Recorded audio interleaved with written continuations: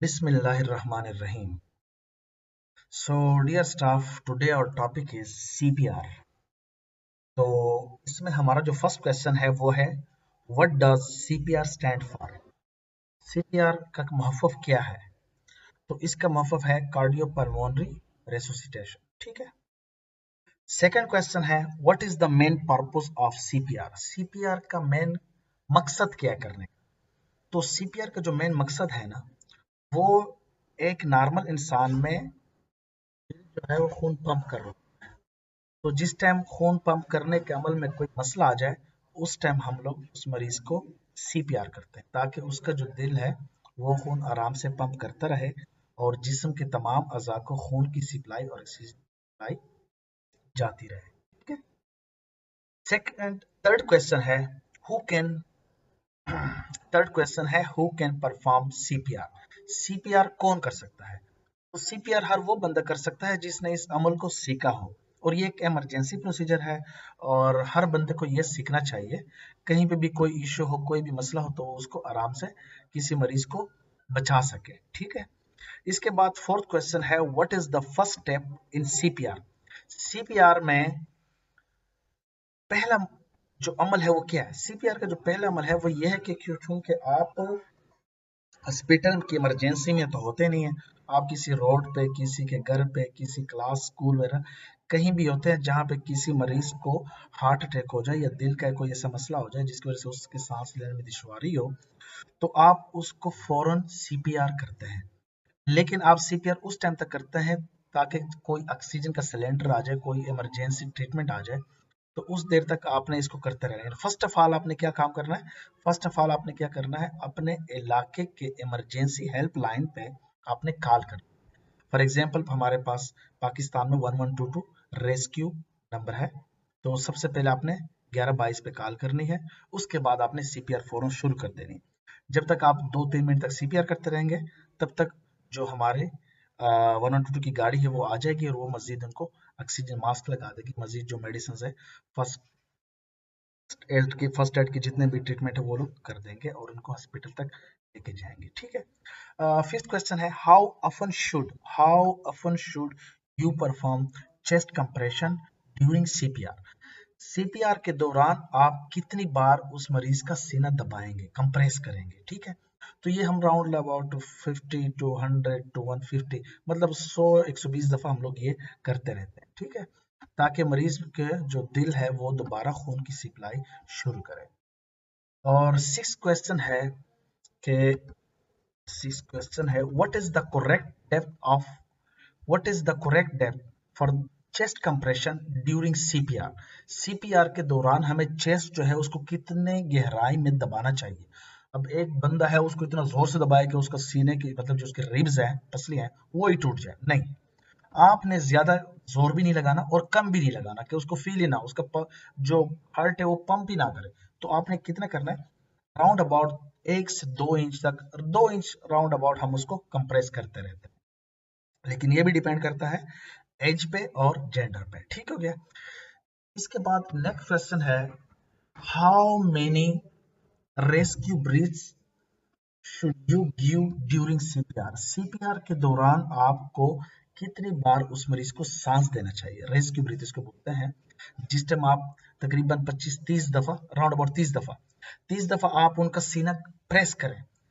30 दफा जब आप उनका सीना कंप्रेस करेंगे और इतनी गहराई में करेंगे कि 2 से 3 इंच तक उनका सीना नीचे जाए मतलब उसकी जो चेस्ट वाल है उसके जो रिब्स है वो नीचे जाए। तो 30 दफा करने के बाद आप उसके मुंह के साथ मुंह मिला के या अगर आपके पास अम्बू बैग हो जिसके जरिए हम हवा अंदर डालते हैं तो उसको 2 दफा पुश करना है, एयर पुश करनी है ताकि उसको सांस थोड़ा सा ऑक्सीजन जाए। ठीक है। इसके बाद नाइन्थ क्वेश्चन है what is the correct ratio of chest compression to rescue breath during CPR?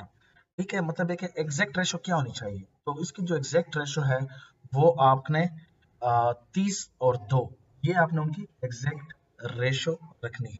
मतलब कि हर 30 दफा कंप्रेस करने के बाद 2 दफा ऑक्सीजन देना है, 2 दफा उसके मुंह में आपने ब्रीथ रेस्क्यू ब्रीथ देनी है, उसके बाद फिर 30 दफा कंप्रेस करना है और ये अमल आप कम से कम 3-4 दफा करें। ठीक है। और कोशिश करें कि जल्द अज जल्द जो आपके इलाके की फर्स्ट एड की गाड़ी है वो जल्द से जल्द पहुंच जाए। ठीक है, उसके बाद what should you do if you are unsure about performing CPR. मतलब है कि अगर अभी आपको या कोई ऐसा बंदा है जिसको इल्म ही ना हो कि सीपीआर करते क्या है, तो वो उस टाइम क्या करेगा, वो उस इंसान को किस तरह बचाएगा।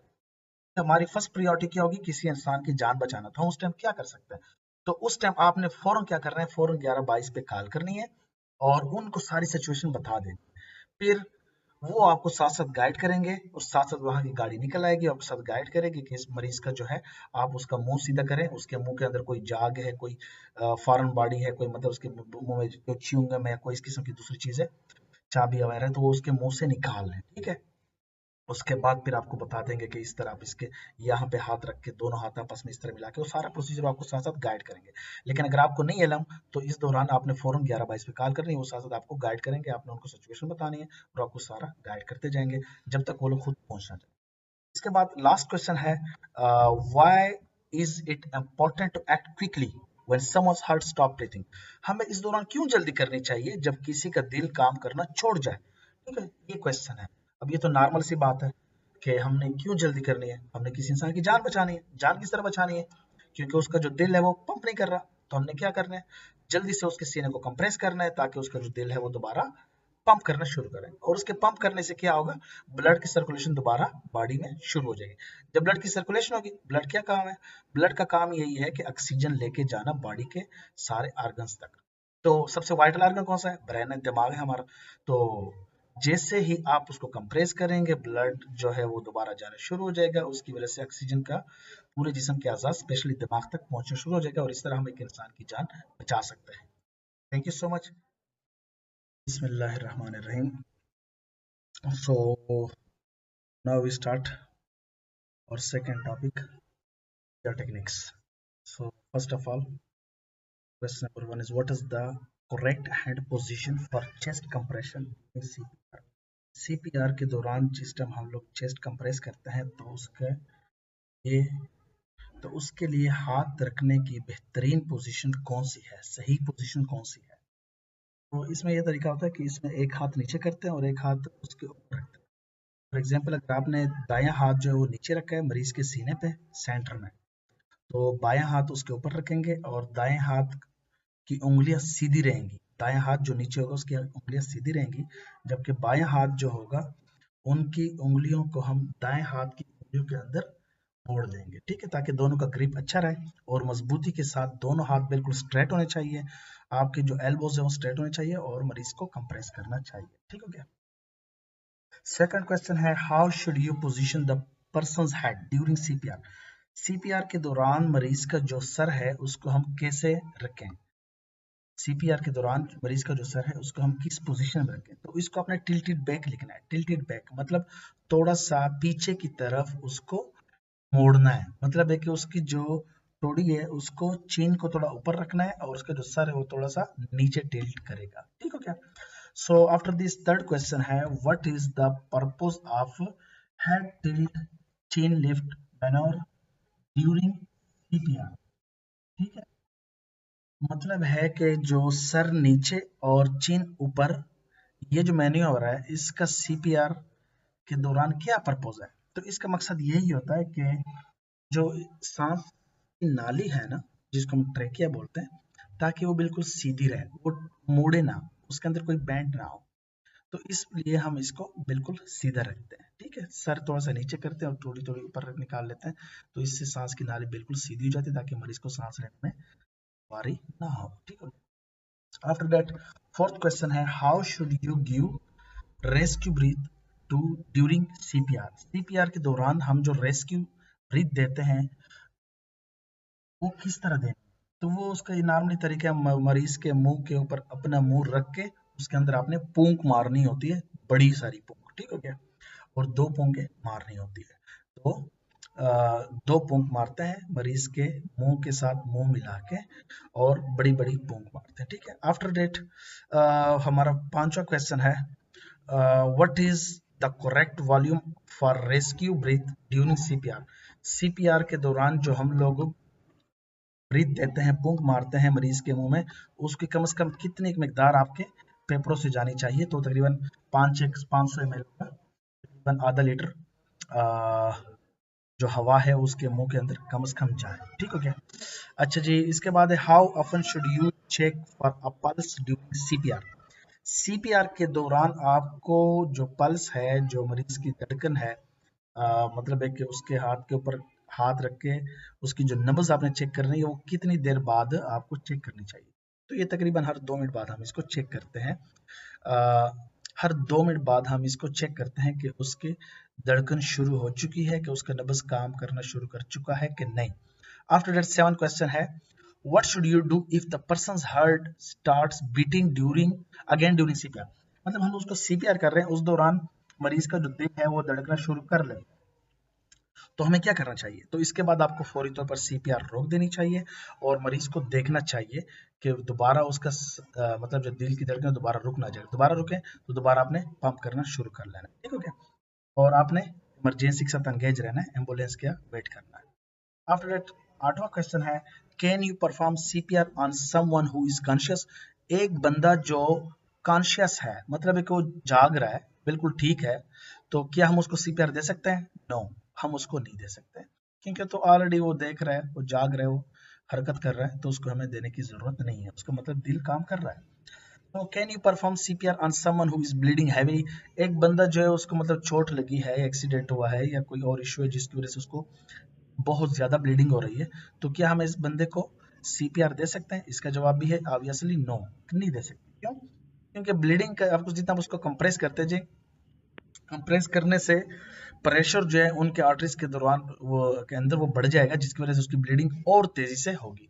आफ्टर दैट लास्ट क्वेश्चन है इस टॉपिक का what should you do if you are not trained in CPR but need to help someone in cardiac arrest.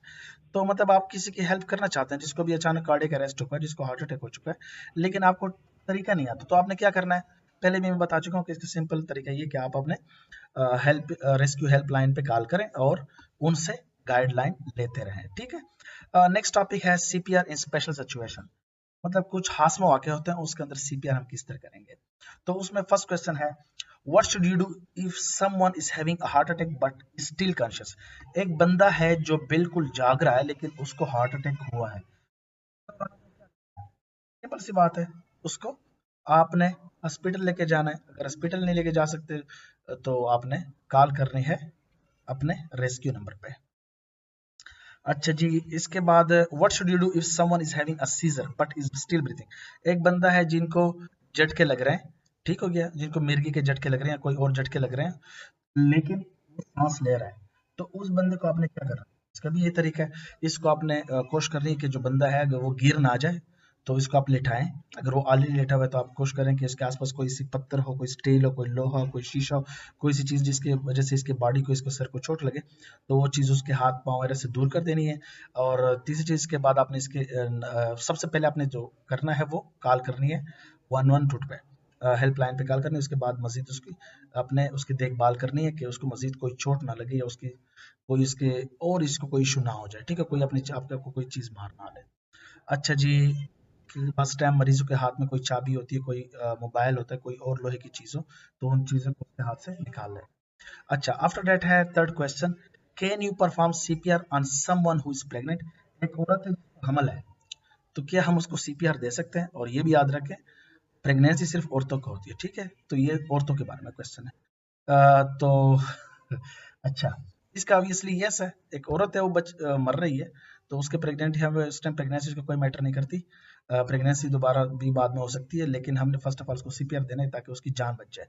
उसकी जान बचाना सबसे इंपॉर्टेंट है। प्रेगनेंसी बाद में भी हो सकती है, लेकिन एक दफा जान चली जाए तो जान दोबारा वापस नहीं आ सकती। ठीक है। फोर्थ क्वेश्चन है can you perform CPR on someone who is child और इन्फेंट। एक बच्चा है या अभी जो बच्चा पैदा हुआ है, क्या नौमलूद को हम सीपीआर दे सकते हैं अगर वो मतलब है कि उसके सांस में कोई दिक्कत हो रही है? ऑब्वियसली उसको भी हम दे सकते हैं। फिफ्थ क्वेश्चन है what should you do if someone's heart stop beating while they are in water. कुछ मोस्टली लोग जो गर्मी में नहाते हैं नहर में, तालाब में, स्विमिंग पूल्स में, तो वो जब मतलब है कि तैराकी करते हैं तो उनको काफी ज्यादा फोर्स लगानी पड़ती है। तो इस दौरान अगर किसी को अटैक हो जाए तो क्या हम उनको सीपीआर देंगे? तो हाँ, हम बिल्कुल उनको सीपीआर देंगे, पानी से निकाल के सीपीआर फौरन शुरू करें और फौरन कॉल करें अपने हेल्पलाइन पे। सिक्स क्वेश्चन है what should you do if someone's heart stop beating while they are in a remote area with no phone signal.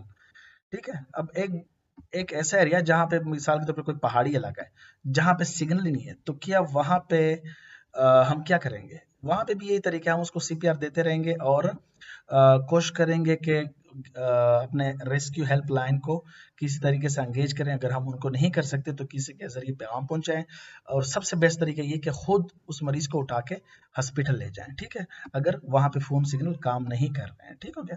7th question है can you perform CPR on someone who has a pacemaker और implantable cardiovascular defibrillator?